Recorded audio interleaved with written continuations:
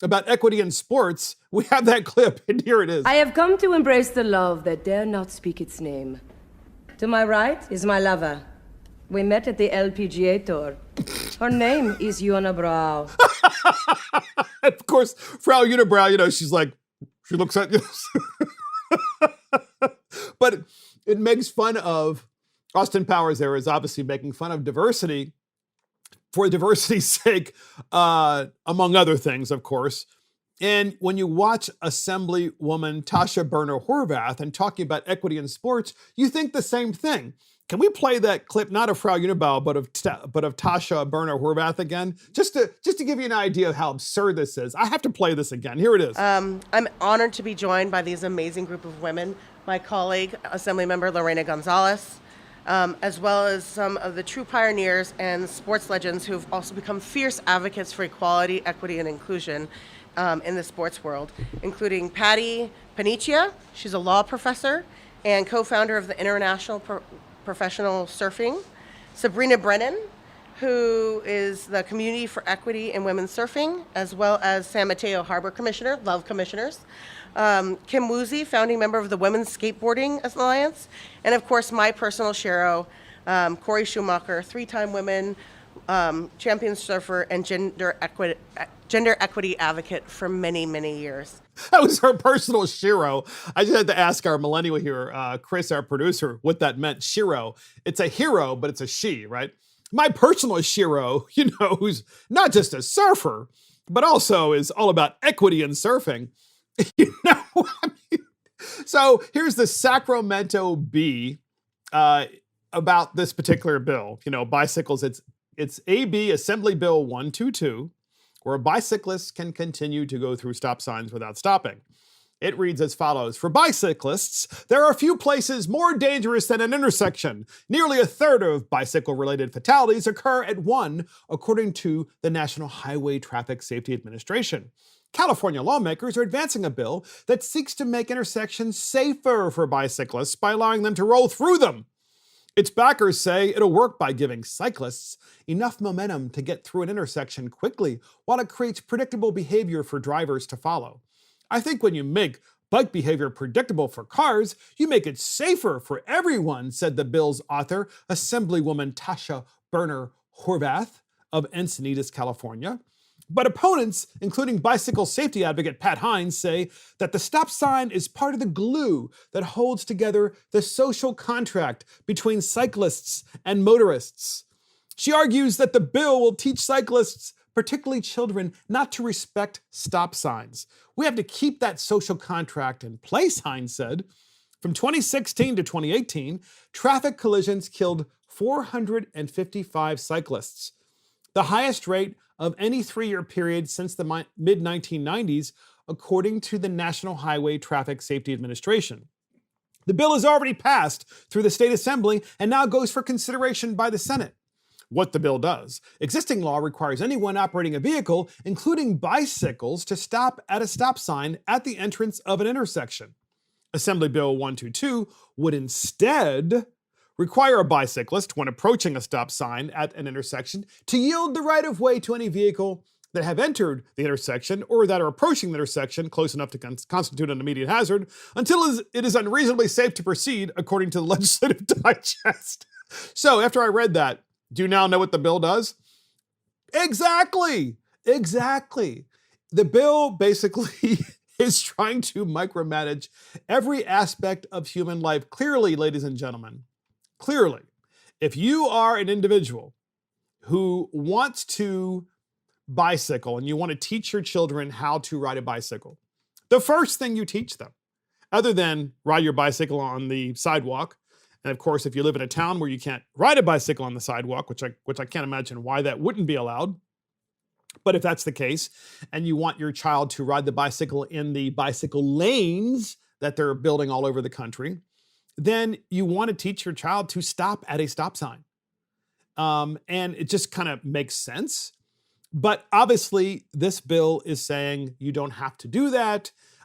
You can just go through the stop sign. And as more and more cars get used to seeing bicyclists just go through the stop signs, particularly like at four-way stops, right? and the cars are all approaching. They see the bicycle and you're like, oh, let that guy go because that's the new law. Let him just go through the stop sign. And I'm not saying that they don't do that already. Some do, some don't. But if you live in California, why would this be your issue? Why? California isn't even open yet. The schools aren't even open. And this is her priority. Good old Tasha Berner Horvath's Assemblywoman. Because what did she call it? A shiro. Yeah. She wants equity in sports. So she wants shiros, not heroes. I guess you're not heroes. She wants shiros. I'm sorry. It's no wonder there is a relocation of people from the state of California to other places, other states, other regions of the country, because you have these idiots who, first of all, who have run out of ideas for bills. And secondly, when they do find an idea, it's always about micromanaging every aspect of your life. And then you look back in their history and all they care about are these crazy things that have nothing to do with the way real people comport their lives on a daily basis. And that's the dumbest bill in America. No stop signs for a bicyclist by Tasha Berner Horvath, Assemblywoman of California, the real shiro of California.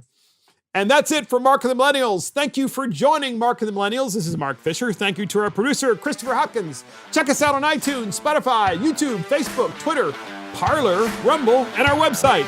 See you next time.